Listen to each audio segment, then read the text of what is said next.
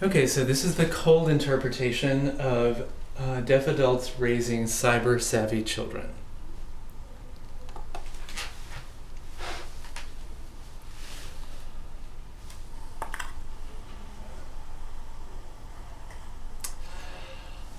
Since my conversations with deaf parents or caregivers or institutions all are with notice that their children at night they're texting. It's like, what's up with that? And so it's like they can have a group at night. If they're stressed or something comes up, and their friends are there. Right. So, for girls' development, it's important to have friends, conversations. That's part of it. They want to be involved. If they're stressed, or it's not funny for girls, and they're involved with. If they get involved in cyberbullying, parents know nothing about this. Through research, we found out that girls are more involved in. If you maybe they've gotten involved in negative websites, and then boys are more tend to be involved with internet. Boys are not less IM, less that sort of thing, but they're more like games. Where they need to make up a character, or it tends to be more free, where you can.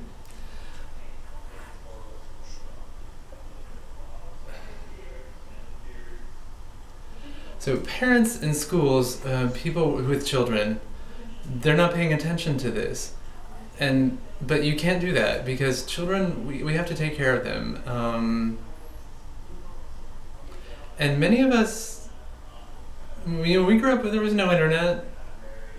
In our experience, we remember our parents teaching us how, and schools teaching us, this is new. It's important that we connect this in. We can't just say this is not my responsibility. We have to become involved. Schools, teachers, they teach about sex, they teach about alcohol, they teach about driving. And so we must involve the internet. It's the same. We need to teach. There's not enough in school for schools to teach computer skills, how to use a computer. It's not enough.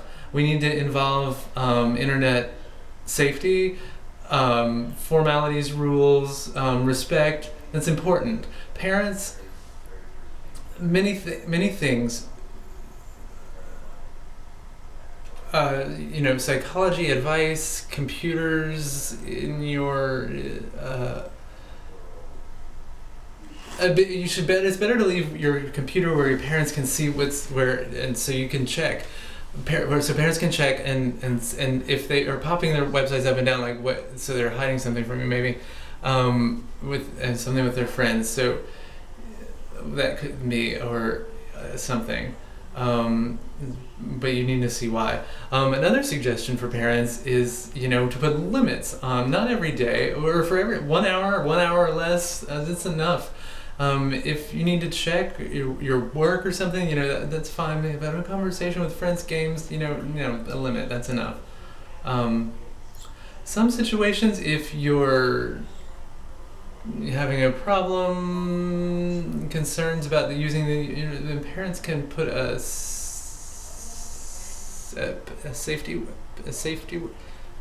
safe word, a password, and then you can catch, that they're using it. And so sometimes it could be that they want to meet someone outside that they met on the computer, and that's dangerous. You need to warn them about going out to do that. And every day, if you're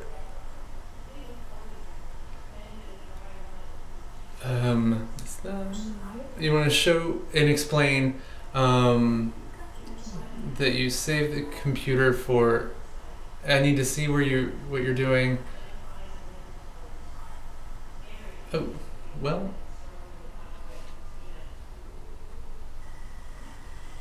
Okay, cyberbullying. how, it can be dangerous. If somebody might want to hurt a person, you might. So if that happens, you meet somebody like that, you need to call the police, and they'll research and find out who that dangerous person is. This may be a stalker or a. I would have asked her to respell that.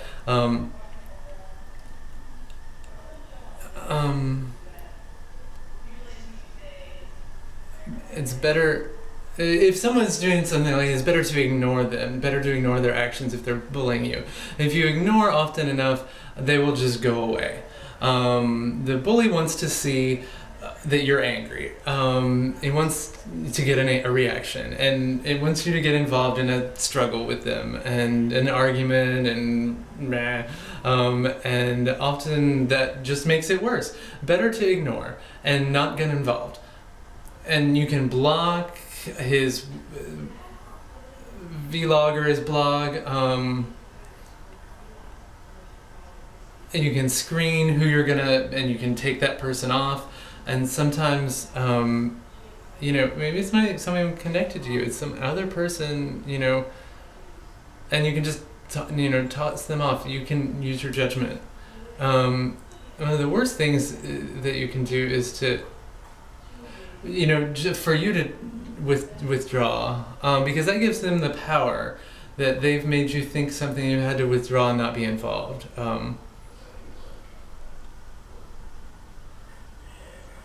Now for the deaf, the website is a wonderful place for people to meet, and parents and schools can use those to your advantage, and figure out how to progress with the internet.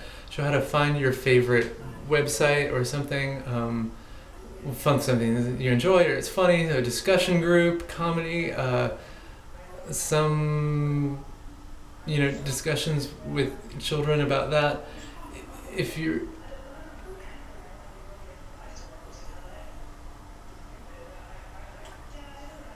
but make sure you understand how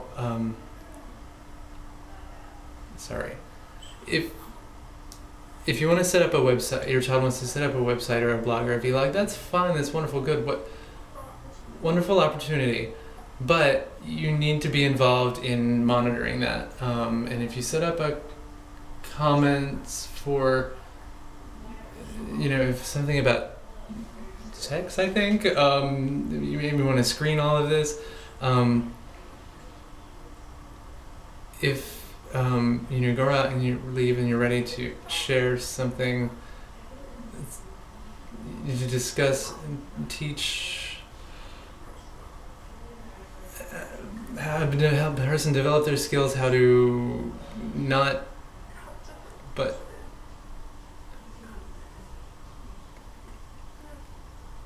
oh dear, or something.